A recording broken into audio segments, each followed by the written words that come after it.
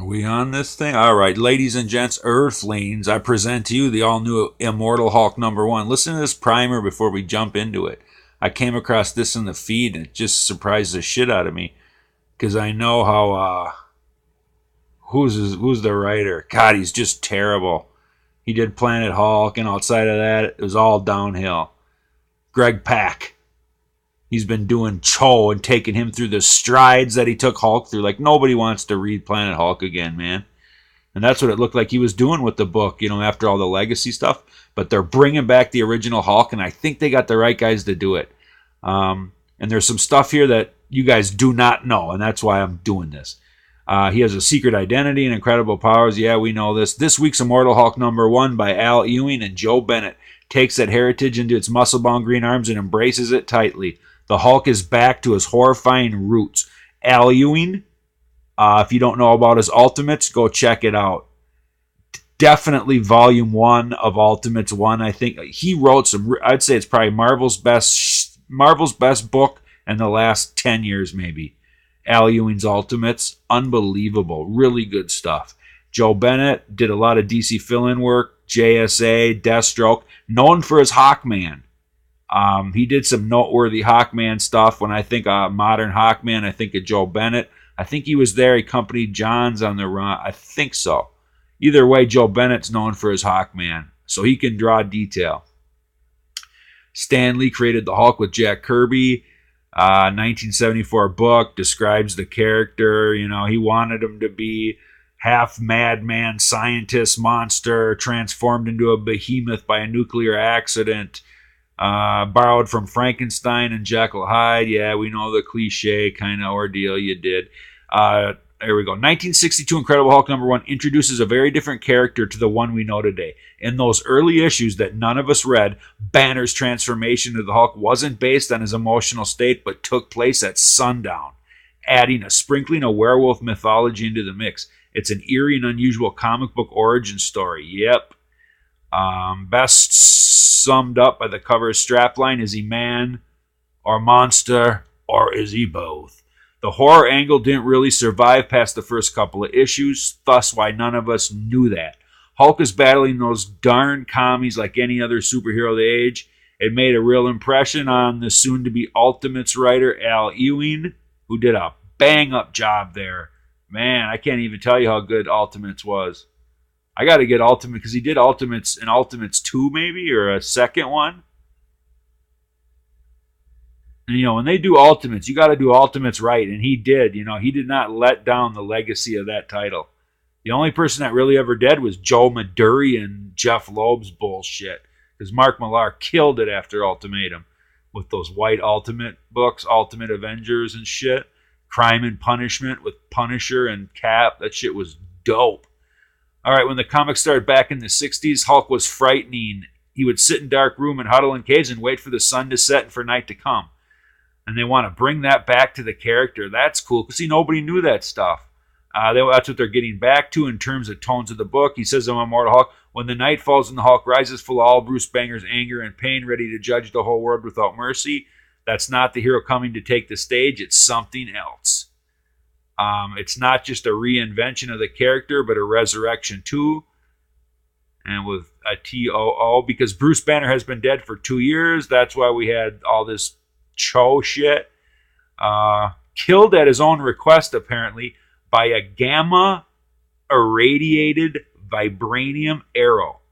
That's a mouthful. In Civil War II. But he's appeared in comics since because he is such a powerful idea that even a dead one had some stories in him, Ewing said. And since the death, he has been resuscitated. Man, they got some big words in here. Resuscitated 3 times, each time by a villain wanting to wreak havoc. The Hand in Uncanny Avengers. Might have been Rick Remender's stuff. Hydra in Secret Empire. And most recently, the Challenger in Avengers. God, does Marvel need some villains? You know that? Just like Daredevil Netflix, what the fuck are they doing? 2 really good flashback episodes. I mean, yeah, they did Purple Man on Jessica Jones show, but what about the Stilt Man? Like, take it back to the classics, Stilt Man and the Owl, the real Owl, not his dad, that lame guy you had on the movie. Gladiator, Kruger's Killer Castle, and the Animen. You know? All right. Enough bitching about Daredevil. I should do a video on that. Bruce Banner dies on page 6 of Immortal Hulk #1. This time it's not an irradiated arrow that pierces his skull, but a bullet. So we already learned that he dies. I don't know. Maybe we shouldn't have read that part. But I think I got faith in it. The way this guy's coming across here, like, listen to this. When the Hulk rises, he's genuinely scary. He fills double page spreads and is framed in panels that can't quite fit all of them in it, giving the sense that the comic you're holding is too small to contain the Hulk. See, that's the direction we've been missing. You got the whole Comicsgate SJW nonsense that straight up took over. And hopefully this is going to bring back a little piece of what it once was, because it sure sounds like it, don't it? Artist Joe Bennett, Brazilian, talks about his eyes. There's intelligence in his eyes. All right. Banner is largely absent from the comic. Well, you just told us he dies on like the 5th page. All right. The first issue is not facing up to each other or ourselves. The comic starts with a quote from Carl Jung. Man is on the whole less good than he imagines himself or wants to be. I know they preach Marxism on those coastal schools, but Carl Jung, huh? I guess I don't know much about him. Let's see, it just made me think of that shit, because that's what goes on.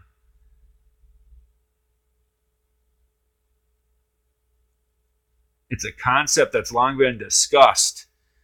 The strange case of Dr. Jekyll and Mr. Hyde is a metaphor for Hulk. Sure, you know what it is? It's a metaphor for the city of Edinburgh itself. During the Victorian era and before that, upper class, lower class, that term comes from there, I believe, because the rich literally built on top of the old city and then built on top of it again. You know, totally separating two different groups of people, you know, basically throwing shit over the side of the street on top of them. You used to walk out to the sun. Now you walk out underneath like a dark drawbridge in a cement cobblestone street. God, imagine that. I mean, Chet, look into that. You guys like history? Look into the real story of Dr. Jekyll and Mr. Hyde. There's a reason that's a classic. But really, you don't need to understand any of the above to appreciate this issue. All right, let's just jump into it. You might not come here for my audio, but you sure as shit should for my video. You know, I got the best picture in town. Look at that Doomsday Clock video I just did. I know it's an hour long, but everything gets broken down in that sucker. Somewhat of a decent cover. Let's see.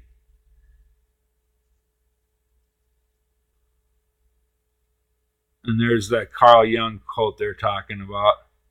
Psychology and religion. Man is on the whole less good than he imagines himself or wants to be. Drum roll, please. Yeah, whatever.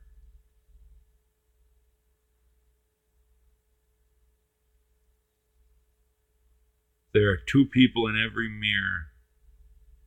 See that Roxxon, the double X in there? This is a little esoteric note for you guys. That's the Templar cross. And that's there for a reason. Because that's, they're doing an allegory for Exxon. Logos hide true intentions. That's a true story. Look at the Exxon logo. That's a Templar cross in there for a reason. It's Masonic.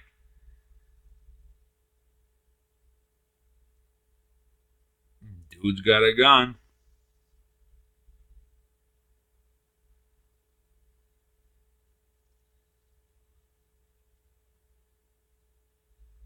Yeah, don't get soda pop. No soda pop. Like it's evil. Soda pop's evil.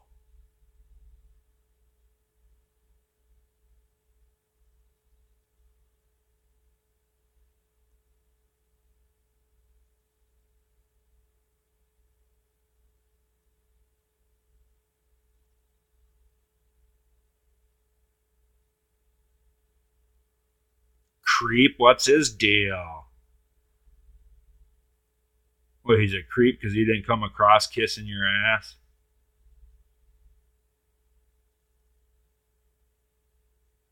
Look at all these people are on their cell phones. Even the guy behind the cash register. There he is. Open the register.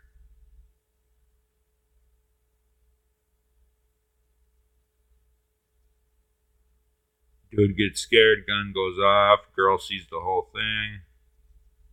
Oh, a girl got shot?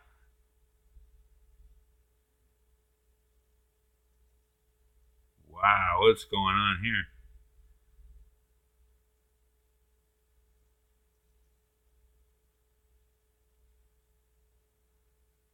Damn.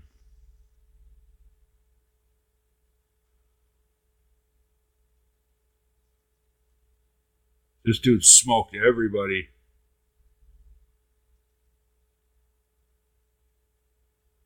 Pretty powerful opening, I'd say. And I wouldn't think that was Joe Bennett's art by the look of it. He's usually got more detail to his mayhem.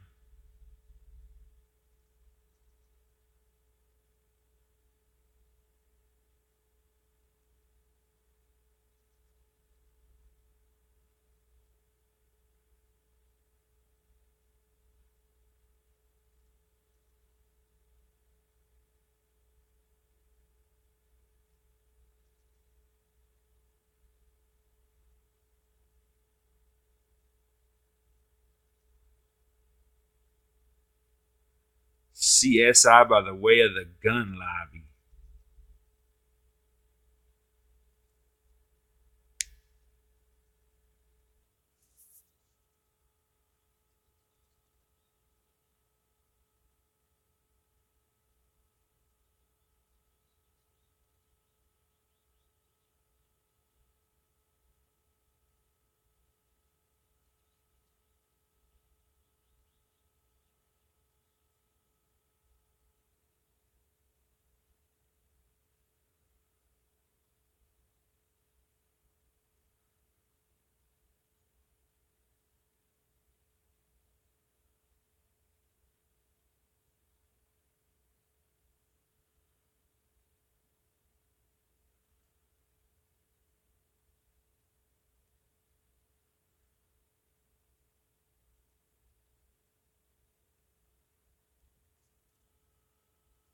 This dude is totally distraught over this, like he should be. Um, Killed all those people for a couple $100. It's like true story.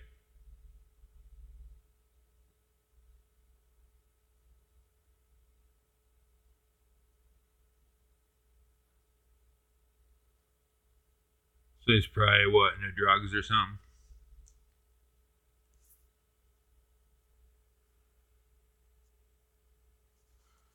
Pretty good art though, for the most part, huh?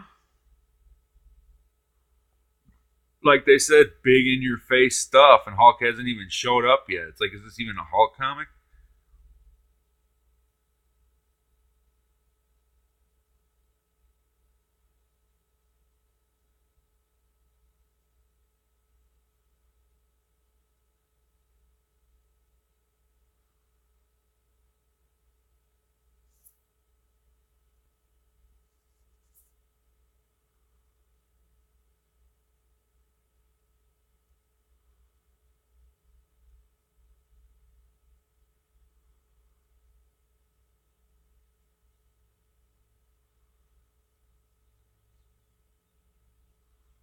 Don't be weak, Tommy, because somebody stronger than you is always going to come along.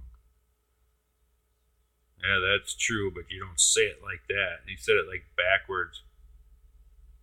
Uh-oh, you know who's coming for them.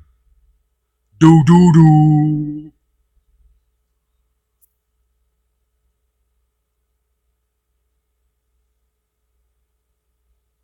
Check the generator. Move it. Why didn't he just say on the double? I think it's a Sasquatch. Mikey! Mikey!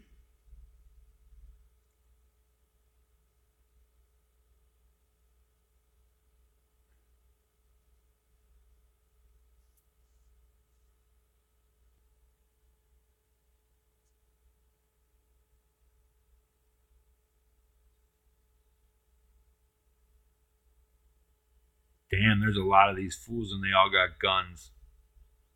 And then here comes the monster. Look at that size comparison. Pretty impressive.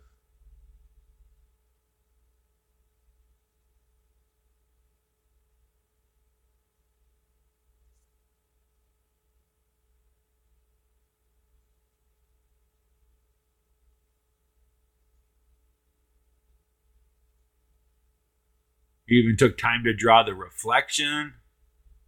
Unlike most Marvel comics of lately, we're getting backgrounds here for the most part, which usually don't show up in Marvel comics, at least not conveniently, continuously, conveniently.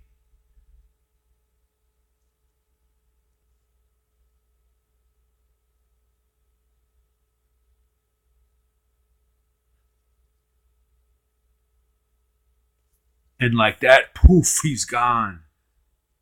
It's like Kaiser Soze. Kaiser Soze, I'm telling you. Who is Kaiser Soze?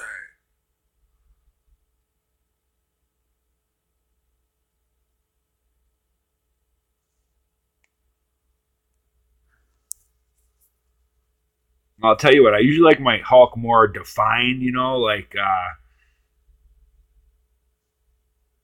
maybe even a little bit more cartoony, but I'm really into this art. Bennett did a hell of a job here in this first issue. And they do kind of make him look like he's leaping off the page or whatever they said. I don't mean Spider-Man leaping off the page. What did it say in that article? That the page isn't big enough to hold him. I'd say you succeeded, good sir.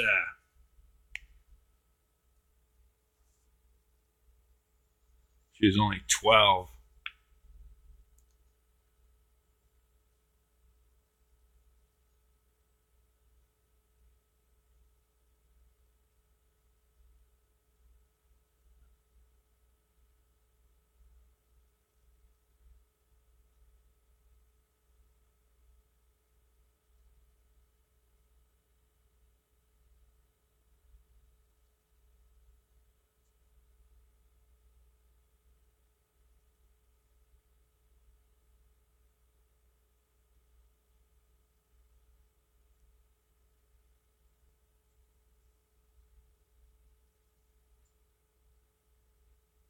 Those drawings not so up to par. I mean, what kind of gun is that? Looks like a fucking squirt gun. It looks like a melted squirt gun that sat out in the sun too long.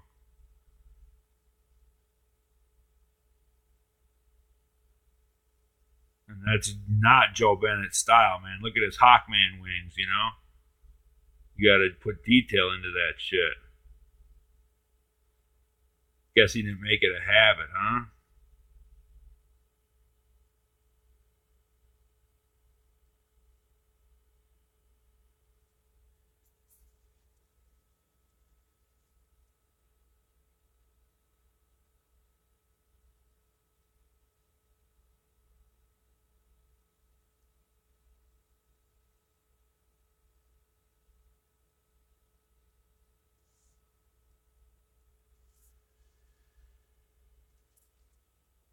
Yeah, that almost looks like classic Hulk. From what I remember of some gray drawings, gray illustrations.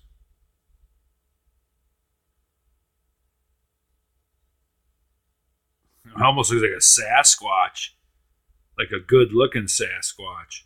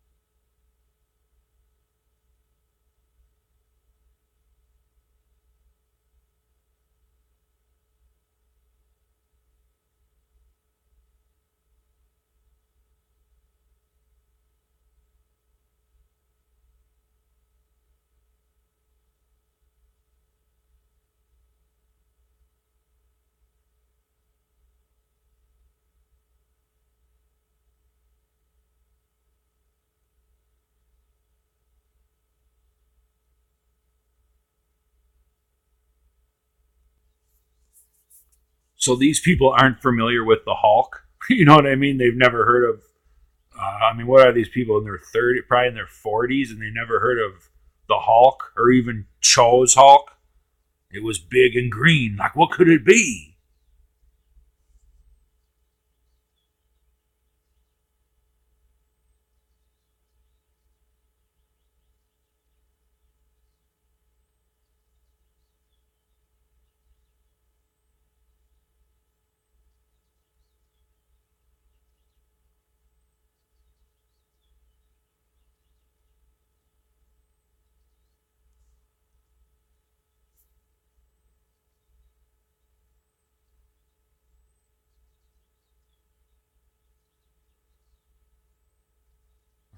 That's what's been missing from Marvel Comics.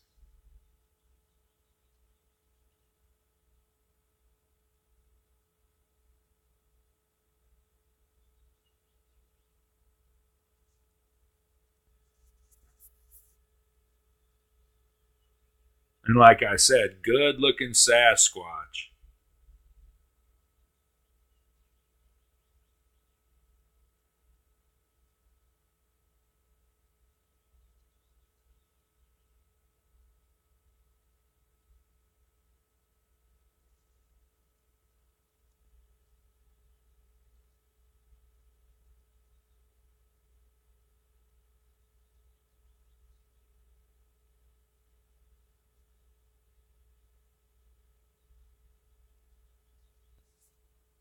Because real looking Sasquatch, like seen here in the Patterson Gimlin film,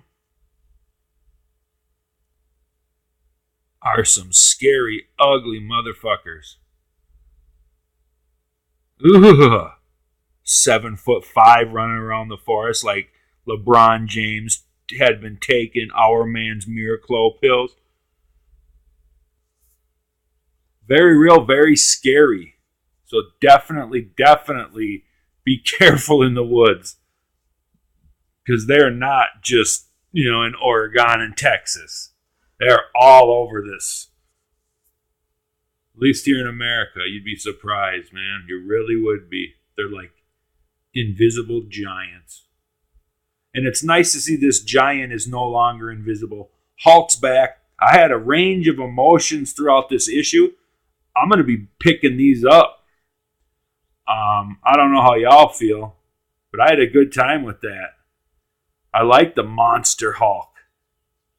This is exactly what Marvel needs to clean the slate. And with that, the saga continues.